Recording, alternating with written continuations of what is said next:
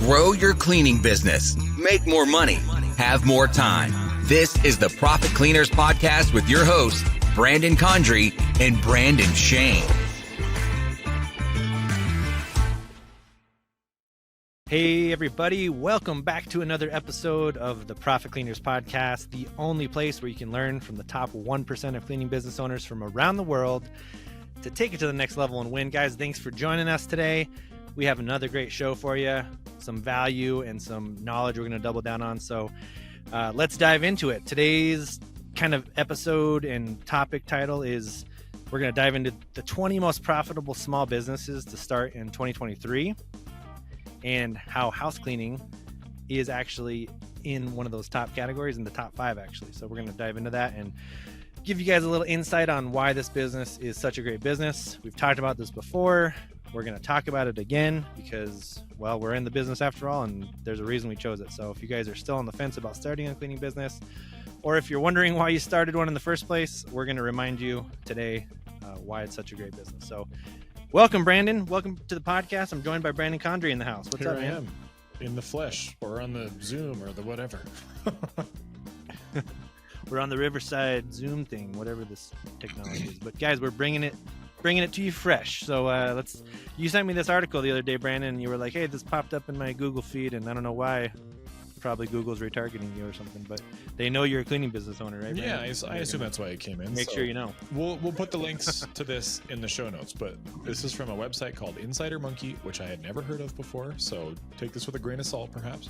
But it appears to be it's a stock picking website that you have to pay access for, and I think to drive websites, they kind of make listicles. For those of you that aren't familiar, a listicle is a list article, and I believe it was pioneered by BuzzFeed. So anyway, what we're going to do is we're going to rattle off the top 20 most profitable businesses to start in 2023, and I was actually shocked at how high cleaning ranked. And then we'll talk about profit margins here at the end. So here we go. I'll do 5, you do 5. Shane, you ready? Let's do it. All right, coming in at number 20, online tutoring. And then building supply, retail business. Then food business. I'm not sure what that means. I think it's just restaurant in general. Home improvement and e-commerce is at number 16 with 10% profit margin. All right, and after food business, we've got home improvement, net margins of 9%. E-commerce, I was expecting to see that one on there, 10%. Pre-loved items, 11% margins. And translation services at 11% net margin. There you go. All right, then there's consultation services. That's a wide range. Real estate. I'm not sure if they're investing or not. They do get little blurbs, so you guys can read through it.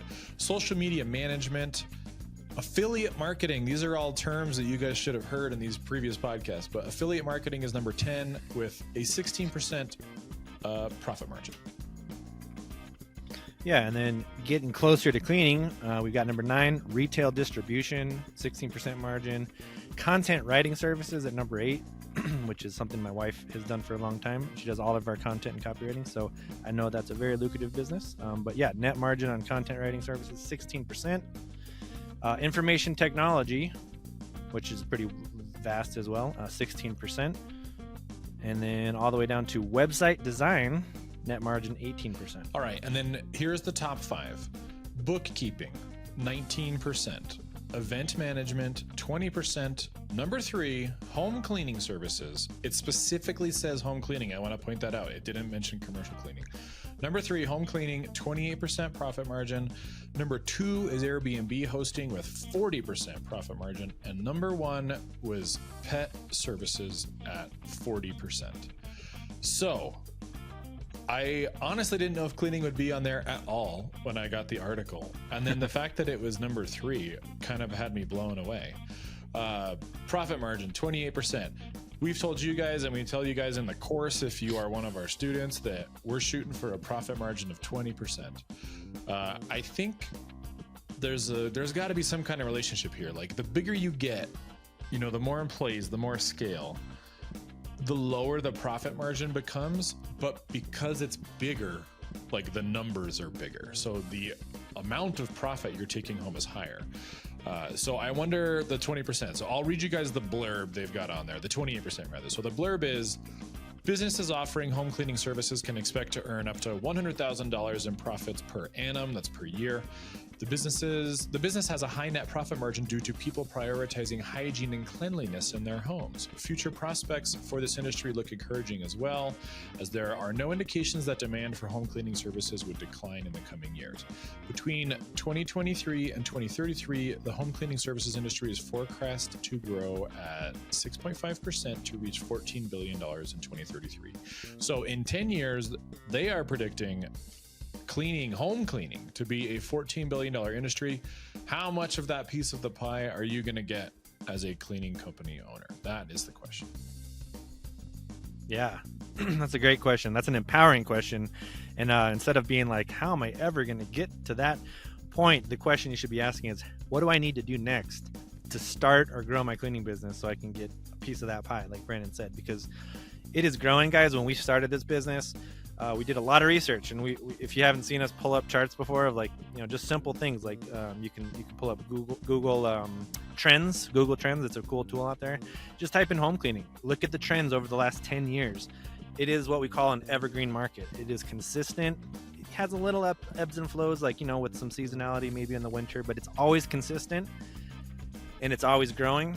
And if you just think about what we said from the beginning on this podcast, guys, we are selling happiness, but we're selling people their time back, and it's basically a subscription. It's Netflix for cleanliness, right, Brandon? Yeah, Netflix for cleanliness. That's the way to call it. So I mean, 28%, like 20% is what we're shooting for. I don't think we're at 20%. We're in the double digits for sure, but I think part of the reasons that we haven't gotten to that 20% is essentially the debt vehicles that we have used to get to this point, because our focus has been on very quick growth and, of course, the pandemic, which everyone felt and dealt with. But as a result of the pandemic, we ended up with a bunch of big numbers on our balance sheet. So the PPP loan was forgiven. That was great. But we also have a disaster loan that is not forgivable. And then there was a state-run program that was also a disaster loan. The benefits of those programs are that they are very long-term and very low interest rates. So from a cash flow perspective, it's fine. But from a balance sheet perspective, it probably doesn't look so hot. But at the same time, our goal is also to be big, to scale. And so we take the money that's left over from the business and keep pushing that into it. So you can design this how any way you want, as your own cleaning company owner. So there are strategies like we're doing, get big or die trying, and whatever leftover money's in there. Like Brandon and I have a comfortable living, and we could be taking way more profit out of the business, but that's not the goal. The goal is to get it bigger and bigger, and then eventually, I don't know, sell it maybe? Who knows? Or pass it off to our kids. Like, there's lots of options. But we had talked to a guy who had wanted to sell, and he'd been in the business for 40 years, and he was wanting to sell for about, $700,000, and he had $700,000 in revenue, and he'd been very comfortable for a long time. So if your goal is to make yourself a job and pay yourself well, then you would be able to get to that 28% quicker, I think, than what the method that we're kind of doing here. Yeah, exactly. It's just like Brandon and I look at it like, what's the time value of money? If we put that money back in, keep reinvesting it and grow faster, maybe our profits are a little leaner on the front end. But the long-term vision here is we're getting towards the bigger profits, the bigger valuation, because we're growing a lot faster. A lot of companies, I don't know what the average is, but I mean, I know from people we've talked to, in the market, probably 10 or 20% a year, just a nice gradual growth rate is pretty typical if you're doing anything at all, if you're trying to grow at all. I know, Brandon, when we started, the first few years were like hockey stick type growth. Like, what was it, like hundreds of percent for sure. We won an award for that. We were the 6th fastest growing company in New Mexico in 2021, I think. Yeah, exactly. And so that's our strategy, guys. It doesn't mean it has to be yours. And obviously every business is different. The way you're building your business is different. So you could very well, we've talked to students that are using totally different models than we are, that are already at 30-40%. So it's possible to even do like higher than that. But I think in general, closer to like 20, maybe 28%, like they're saying here, is a little more realistic. And again, it's something that is going to come with time, guys. So if you're investing in your people, in new systems, in marketing, in different things to make yourself better, that's the long-term payoff. It's like a delayed gratification, right? And sometimes that's how we're trained and programmed, is like, we want results right away, you know, like social media, you put something in, you get a response right away. Like that's the world we live in right now, guys. But if you can think long-term, have a long-term perspective on this, and just remember, as you're growing, yeah, you might not be at 20% or 28% even margins right away. You might start out at 3 or 5%. You know, you might move up to 10%, and over time, you're going to get more profitable as you scale. There's something called economies of scale with business. So something like just an example of this: as we had more teams, instead of our teams driving across the city and spending 20-30 minutes on a trip to each house, we were able to district our teams down, right? So with economies of scale, now they were driving 3 to 5 minutes to each house. And so now we could do more houses with more profit each day because we had more time. And so that's just an example. As you grow, if you're growing a certain way, and even if you're being aggressive, you can definitely build with more volume. You can build in efficiencies and things like that will make you more profitable. Whereas in the beginning, it might be a little more inefficient, right? But you got to get past that hump and get past that first, that breaking point in your business, and then implement new systems and become more profitable. So, but yeah, I think that's really a good goal. We're still shooting for it, Brandon. We're on our way. So. The other one I want to talk about on there too was number 2, which was Airbnb hosting at 40% profit margin. We've talked about Airbnb many times in the past. It's kind of tricky to service Airbnb from a recurring cleaning standpoint because the schedule is quite erratic, but we've also talked about potentially getting like a dedicated division or team that would just do Airbnb cleaning. And one of the things that we have benefited from is that Brandon and I do manage an Airbnb. It's a friend of mine. We kind of did it as a pilot program. And so we deal with the booking questions and the scheduling and setting the prices and all that stuff as kind of an educational experiment there. But also because we own the cleaning company, we have an easy in with the owners, because we're them, to get the cleaning scheduled. So I think one of the hardest parts that I've heard from people hosting Airbnb is that finding the reliable cleaner to do it is hard. So if you're doing it yourself, more power to you. You're going to get a bigger profit margin off that Airbnb thing. But if you're trying to find someone to do it, I think it's pretty hard to get a reliable person in the door. So if you already own a cleaning company or are considering starting one, then there's an easy pivot in there where you could also get an Airbnb going with built-in cleaning from you. And so that's what we have done, and that has worked very well. The profit margin on the Airbnb is silly. People have asked us why we don't open more. It's a pain, man. Doing the Airbnb thing is not easy. There are constant questions all the time from people, and it's enough with one that we're tolerating it. It's fine. We're helping my friend out who, moved out of state to get a PhD. And so if you can pull it off, I think it would be interesting. And then I know that we've had customers in the past that scaled Airbnb and they have multiple properties, and we were their go-to for a while. And then at some point they outgrew us and they just hired their own in-house cleaner. So they are effectively doing that, but instead of being a cleaning company that does Airbnb, they are an Airbnb company that does in-house cleaning. So they're getting both sides of the pie. Yeah, absolutely. I love that too, because it's like, we definitely have experimented with the Airbnb model. I think it's a great business model that's still set to grow a lot. But as you saw there in that article, Brendan, it was 40% profit margin. So it's pretty high profit margins. But if you consider, if you're doing the cleaning, if you have a cleaning business, that margin goes up pretty significantly, because cleaning is a huge part of your margins, because that's a huge cost, on everybody when you're turning those properties over. So just something to think about. I think there's even, we're not going to teach a whole class on Airbnbs here, but there's something called Airbnb arbitrage, where you can take over properties without buying them. You can lease them, and then you can sublet them out basically to Airbnb and do it that way. So there's lots of ways you can do this, guys. And we're not saying that you have to start an Airbnb business, but we're just saying it's interesting that you could couple this together and create almost an even more profitable version of a unique hybrid of this business, because one of the biggest things in Airbnbs is the turnover, the cleaning. And again, this is something, like we've mentioned, that is a harder system to dial in. If we were really going all in on this model, we would definitely have probably just like we do with the cleaning business, like a virtual assistant, someone that's running those questions day to day. So we're creating a system more around it, so we're not doing all that. But anyways, guys, just wanted to like inspire you guys to show you, because a lot of you guys do ask about Airbnbs. It is a great business model, but again, cleaning is right there alongside it. There's so much demand for both of these businesses. I was just in a little mountain town this past week, and everyone was like, hey, we can't find anyone to do any cleaning up here. And I was like, we own a cleaning company, like we don't service this area, but it's the same thing. If you have areas where there's vacation rentals, really any area in general, like people have a hard time finding good cleaners, but especially in more remote areas and vacation rental areas. So great opportunity there to potentially pivot into both of those business models if you haven't already. But yeah, I think that's interesting to look at it.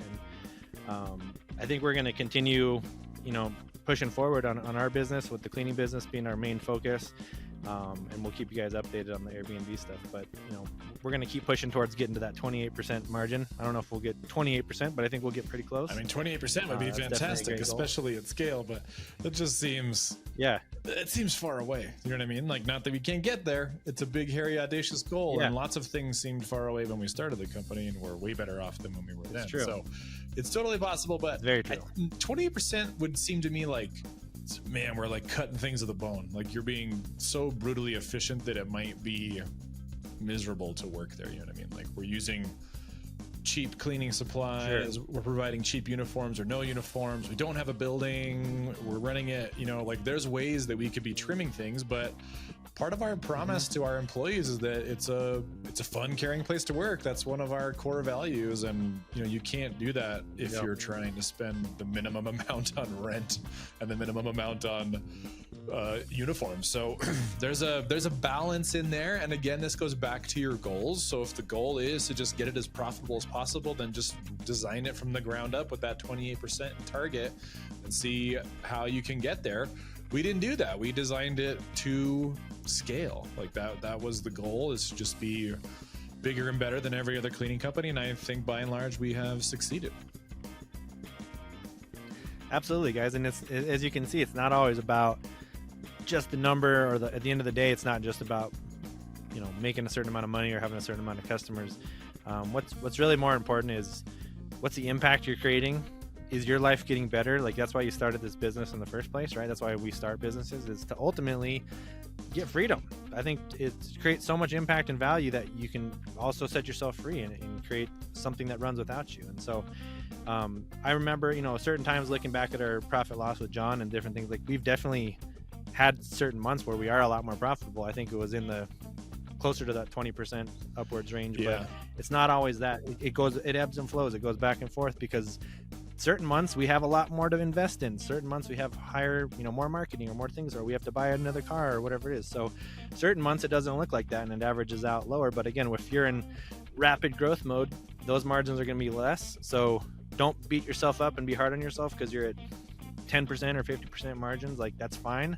If you're growing, if you're in rapid growth mode and trying to be a hockey stick and get lots of customers and grow fast, you're going to be reinvesting a lot. Those numbers are going to be small in the beginning, but I think that's a cool, just a note to see, like, the potential there. That's where they're gauging the market at 28%. So that's what's possible on average. And I think everybody should be shooting for that goal, or something close to it. But again, I think what you mentioned, Brandon, was really important. Like, don't lose quality and the sustainability and the long-term vision of what you're doing just to hit a number goal, right? Because ultimately, the value is in efficiencies. Sometimes the things you're going to do that cost a little bit more money or time are going to be what keeps people around and keeps loyalty and keeps your brand, the story that people talk about, and because you're doing something that's remarkable. So just remember that, good things take time. And if it takes you 5 or 10 years to build a really solid brand and then get to those profit margins because you're reinvesting so much, that's fine too. And that's kind of like what the track we're on. But at the end of the day, we don't look at just the numbers. We're looking at, are we making progress? Are we making an impact? Are we growing? Are we, and if we're doing those things right, and we're happy, we're delivering happiness to our customers, we're making, delivering that value. I think that's what really matters at the end of the day. So, but just some numbers to inspire you guys, and also just a reminder of how awesome this business is. top 5 businesses in the country to start, right? Yeah. Most profitable. Yeah, so that was pretty cool to see. Cool. So, I mean, it makes me feel like we're on the right track, and you guys listening should also feel excited about it too, because you too are on the right track. The podcast is called Profit Cleaners. This was an episode to talk about that. So you are hopefully working your way towards that 28%, or maybe you're above it. If you're above it, you should hit us up at hello@profitcleaners.com. We'd love to learn from you and put you on the podcast to see just what is going on there, because it sounds interesting. I'd love to get to 20%. Yeah, absolutely. We love learning, and we want to be there with you guys, and we're in the business with you, and we're all getting better together. So like Brandon said, send us a win, send us what you're doing if you're getting to those profit margins, and we'd love to hear what you're doing, have you on the podcast. hello@profitcleaners.com.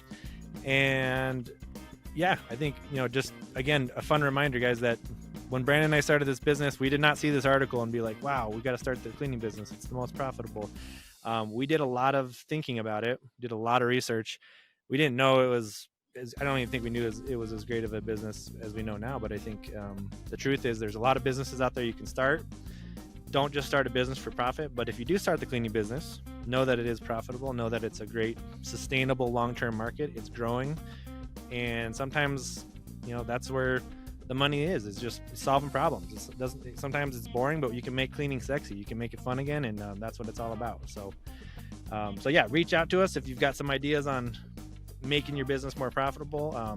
We'll keep sharing more episodes and things to share with you guys, how we're making our business more profitable and how we're growing. If you guys are getting value out of the show, tell them what they need to do, Brandon.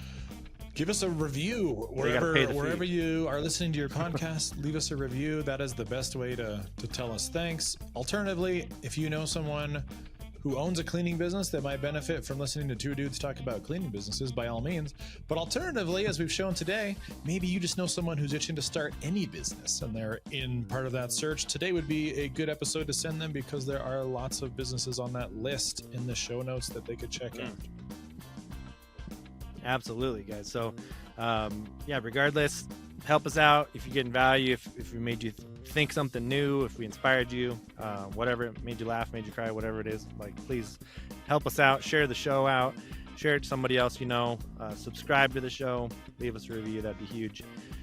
And if you guys haven't already hopped on a call with us, check out the masterclass. We have a whole masterclass where we talk about the cleaning business, our story, how we scaled it to 7 figures in less than 3 years.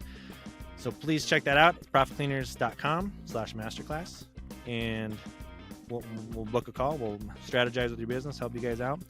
I think that's pretty much it for the show, Brandon. In the meantime, keep it clean. Keep it clean. Thanks for joining us today. To get more info, including show notes, updates, trainings, and super cool free stuff, head over to profitcleaners.com. And remember, keep it clean.